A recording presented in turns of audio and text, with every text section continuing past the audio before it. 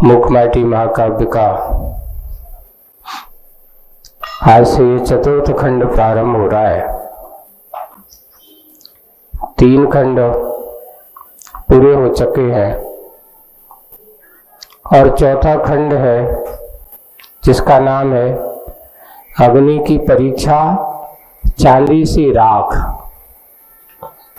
इस खंड का नाम है। अब यहाँ पर कुंभकार का कुंभ बन के तैयार हो गया है। कुंभ सूख भी गया है। यह सूखने के लिए तैयार रखा था बाहर और बहुत सारी प्रतिकूलताओं के बीच हुआ, पर वह सूख करके तैयार हो चुका है। अब उसे अपनी अगली यात्रा, अगला पड़ाव तैयार करना है। आगे की यात्रा तैयार होना है। तो ये चौथा खंड अब उसी का प्रतीक है। अब उसे अग्नि संस्कार या अग्नि परीक्षा से गुजरना है। कल तीसरे खंड के समापन के कहा था कि अब तुझे अग्नि की नदी को पार करना है। अग्नि की नदी यानी अग्नि की उस नदी को पार करोगे तब तुझे अंदर की परिपक्वता प्राप्त होने वाली है। ऐसा चलते हैं। चौथा खंड अग्नि की परीक्षा चांदी सी राख जिसका नाम है, इसको अपन पढ़ते हैं। इस धरती का इधर धरती का दिल दहल उठा, हिल उठा है। अधर धरती के कप उठे हैं।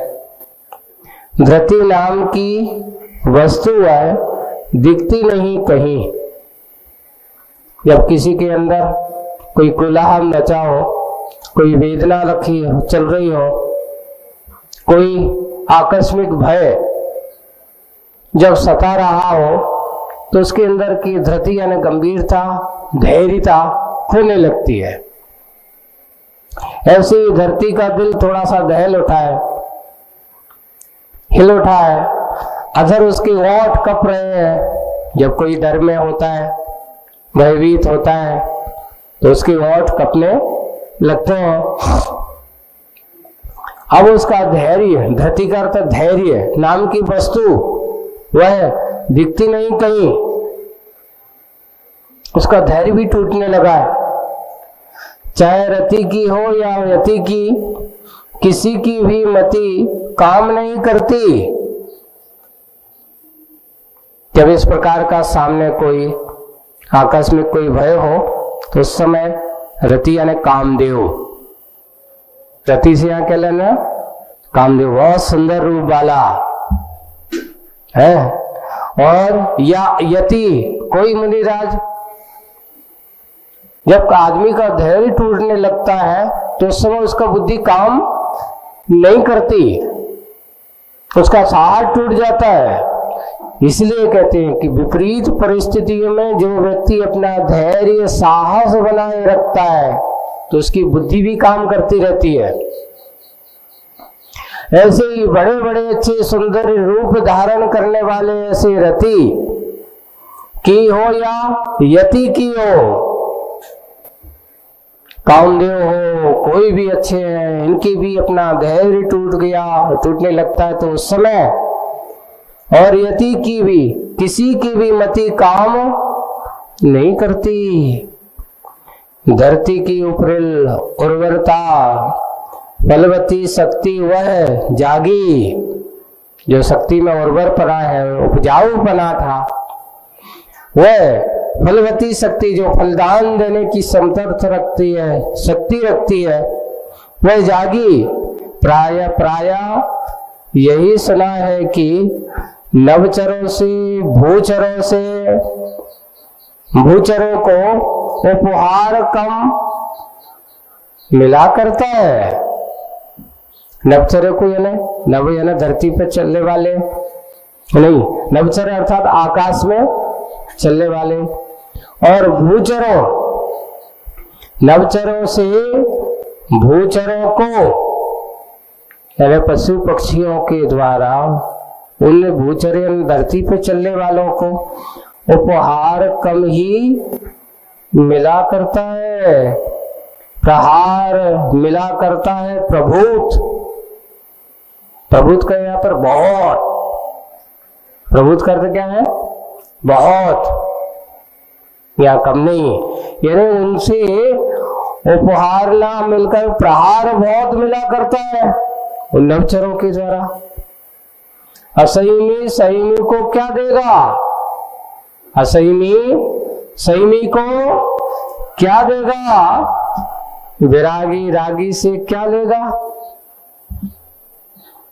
विरागी एक असंयमी है जिसके पास कोई संयम नहीं है, अब उससे संयमी क्या लेगा? अरे बात जो जिसके पास एक संयमी है जो संयम से भरा पूर्ण और एक असंयमी है, उससे क्या लेगा? तो असंयमी से कुछ नहीं लेगा। हाँ, असंयमी संयमी से तो ले तो ठीक है, लेकिन असंयमी से संयमी कुछ ले ये ठीक नहीं लगता, क्योंकि उसके पास नहीं है उनके पास देने लायक कोई चीज। वही है विरागी रागी से क्या लेगा? प्रश्नवाचक लगाए हुए हैं। विरागी कोई रागी से कुछ और सुनो और सुना नहीं। कई बार देखा गया है कि ये सुना नहीं, कई बार देखा गया है कि नियम संयम के सम्मुख असंयम ही नहीं, यम में अपने घुटने टेकता दिखा है। यम का अर्थ क्या? बोले बड़े बड़े यमराज भी संयमी के सामने संयमी की संकल्प शक्ति को देख करके, उसकी नियम शक्ति को देख करके कहने में आ जाता है कि यमराज भी कहता है कि कुछ समय के लिए वे भी साष्टांग हो जाते हैं, भैया मैं तुम्हारा कुछ नहीं कर सकता। एक मुनि महाव्रती अपने संयम से, अपने दृढ़ संकल्प के बल के माध्यम से यम को भी हरा देते हैं, मृत्यु को भी परास्त कर देते हैं, इसलिए डरते नहीं है। संसार में लौकिक जनों से ये कहा, संसारी आत्मा से कहते क्यों भाई तुम यमराज से मिला दो, तो यमराज का नाम सुनते ही क्या हो जाते हैं?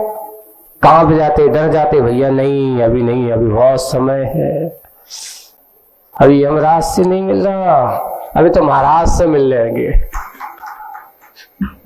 अभी तो किससे मिल लेंगे? यमराज से नहीं, अभी तो महाराज से मिलना दो। और महाराज से जिसका मिलन हो जाए, महाराज के चरणों में जो बैठ जाए और महाराजों की संगति में बैठ जाए, फिर उसे यमराज से डर नहीं लगता। और जो यमराज से जब तक डर लगता है तब तक वो महाराजों से डरता है, और जो एक बार जुड़ गया तो कहते मृत्यु आज ही आ जावे, ईत भीत व्यापे नहीं जग में, ऐसी भावना तो करता है। लेकिन मैं रहूं अडोल अकंप निरंतर, ऐसा निरंतर हो जावे, और अपने आप को ऐसा सोचता है कि आज नहीं अभी है, इसी क्षण आ जाए, अब मुझे कोई चिंता नहीं है, मृत्यु आज ही, ऐसा वह अडोल अकंप निरंतर, ऐसी साधना के बाद, क्योंकि दृढ़ संकल्प नियम संयम के सम्मुख एक नियम है। आज तो मेरा नियम क्या है? चाहे कुछ भी हो जाए, मर जाऊं, पर मैं कुछ भी हो जाए पानी नहीं पीऊंगा। आपने आगम में पद्म पुराण आदि में कथा सुनी होगी, पढ़ी हो, नहीं पढ़ी है। एक सियार ने मुनिराज के चरणों में धर्म सभा सुनी, तो वही सियार भी सुन रहा था, और बहुत सारे लोग रात्रि भोजन का क्या कर रहे थे? चारों प्रकार का आहार का त्याग कर रहे थे। देखिए आप, अब त्याग कर रहे थे और उसके मन में भी भावना आई, उस उपदेश के रूप में उसने भी रात्रि में चारों प्रकार के क्या कर दिया, आहार का त्याग कर दिया। गर्मी का समय है, गर्मी का समय है। गर्मी के समय में जंगल में उसको, अब वहां प्यासा है, आता देखता क्या है कि ये कहीं पानी नहीं, पर एक बावड़ी में पानी है। वहां पर बावड़ी में पानी है, पर अंतर इतना है कि जैसे ही वो बावड़ी में नीचे जाता है तो तक क्या लग जाता है, अंधेरा, रात जैसी हो गई है। अब वो तो जितनी उसकी सोच उतनी करे। आप हो तो अपने होशियारी से काम कर लो कि भैया पानी लिया बाहर से, अब वो काय में लाए। मनुष्य थोड़ी है कि तुम्हारे पास, तुम तो साधन वाले हो। त्रियंच एक ऐसा जीव है, या क्या कहो पशु एक ऐसे हैं जिनके पास, आपने देखा कभी किसी भी त्रियंच के पास कोई पात्र, भोजन का कोई पात्र होता है, पीने का कोई पात्र होता है? प्रकृति के जीवन जीने वाले वे कभी परिग्रह से संबंध नहीं जोड़ते। और वे वहां गया, देखता है अंधेरा लग गया, पानी नहीं पिया। ऊपर आया, दिखता है उजेला है। पुनः वो गया, एक बार नहीं गया, 2 बार। नीचे जाता है, पानी अंधेरा हो गया, पानी कैसे पीऊं? रात्रि भोजन का त्याग है। ऐसा करता रहा, लेकिन उसने रात्रि में उस बावड़ी का पानी नहीं पिया।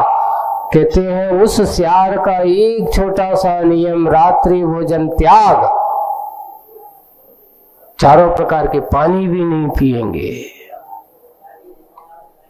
उसने उस बड़े संकल्प के कारण से उसका मरण हो गया, समाधि मरण कहा उसका, उस नियम के सामने।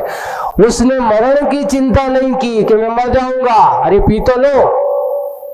आदमी तो डिल जाता है, डिग जाता है, पर उस सियार ने अपने संकल्प के प्रति दृढ़ संकल्प का नियम लिया और उसका परिणाम ये हुआ कि उसने पानी नहीं पिया, मरण को स्वीकार कर लिया, यमराज को स्वीकार कर लिया, पर महाराज की बात को नकारने का काम नहीं किया।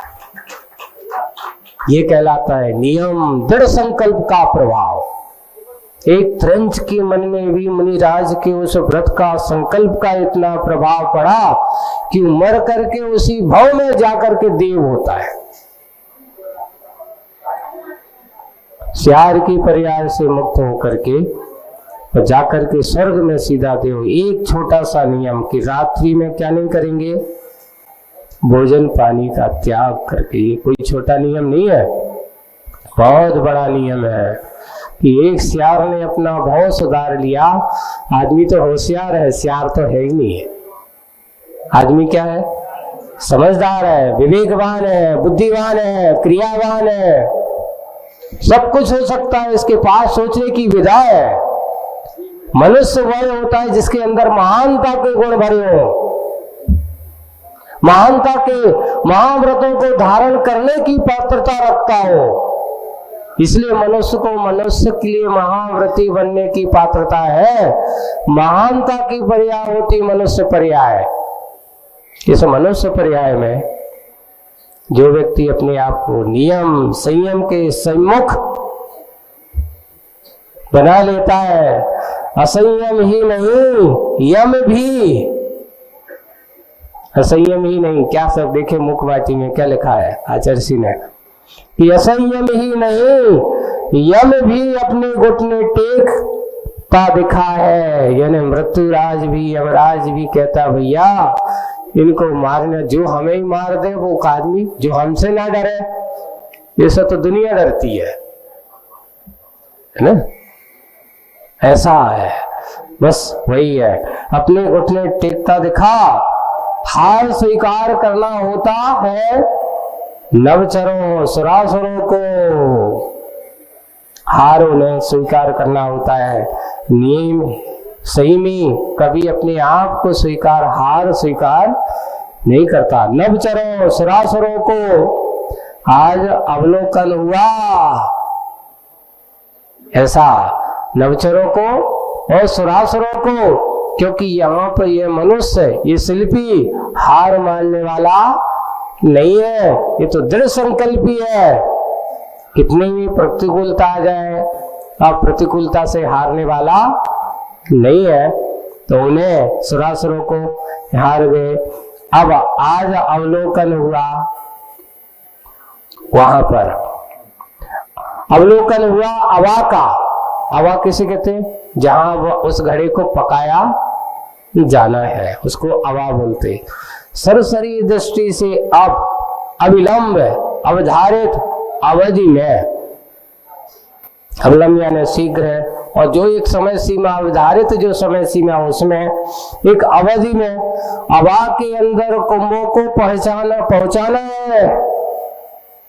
उन घड़ों को उस अवा के अंदर पहुंचाना है और अवा को साफ सुथरा बनाया जा रहा है, देखा जा रहा है। देखिए वो, क्योंकि अवे में बहुत सारे कोई जीव ना हो, किसी प्रकार के कोई जीव जंतु उसमें जाकर के उनके आवास ना बन गए हों, तो वहां जाकर के वह अवे को अच्छा क्या कर रहा है? पहले साफ सुथरा बना रहा है। अवे के निचले भाग में अब हवा कैसे लगाया जाता है, आपको विधि बताई जा रही है। मुख माटी में हवा लगाने वाले कैसे हवा लगाते हैं? अब आप पूछेंगे आचार्य जी ने तो हवा लगाओ नहीं है कभी, उनको कैसे पता चला?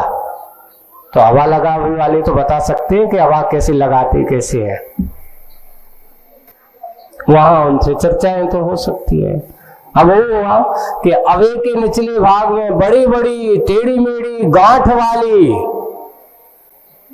कैसी सीधी सीधी नहीं, बड़ी बड़ी टेढ़ी मेढ़ी और एक और गांठ वाली लकड़ी जो होती है। आचार्य जी ने, आप ये एक बार ऐसी चर्चा हुआ, आचार्य जी ये समझ में नहीं आया, कहते थे लकड़ी बिछाई, मूंग माटी में आपने गांठ वाली शब्द क्यों लिखा? टेढ़ी मेढ़ी भी है। बोले कि देखो इसमें बहुत बड़ा रहस्य होता है। गांठ वाली लकड़ी जल्दी जलती नहीं है, गौर करना आप लोग, देखना, ये अनुभव की बात है। गांठ वाली जो लकड़ी होती है, बहुत वो गांठ को जलाना हंसी खेल रही है लकड़ी की गांठ को। तो बोले कि टेढ़ी मेढ़ी जब पड़ती, जहां गांठ होती वहां टेढ़ी होती है लकड़ी में, और प्राय कर ऐसी टेढ़ी मेढ़ी गांठ वाली, और सबसे ज्यादा गांठ होती बबूल की लकड़ी में, आगे आ रहा है उसी का नाम आ रहा है। और बबूल की लकड़ी नीचे जलती तो है लेकिन बहुत वजनदार, उसका बहुत समय तक जलती है।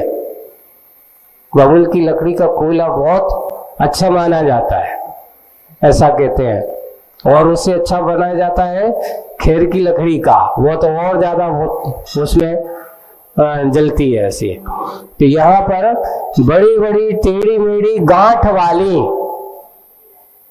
वो भी टेढ़ी मेढ़ी गांठ वाली, काली काली छाल वाली बमूल की लकड़ियां। काई की लकड़ियां? बमूल की लकड़ियां।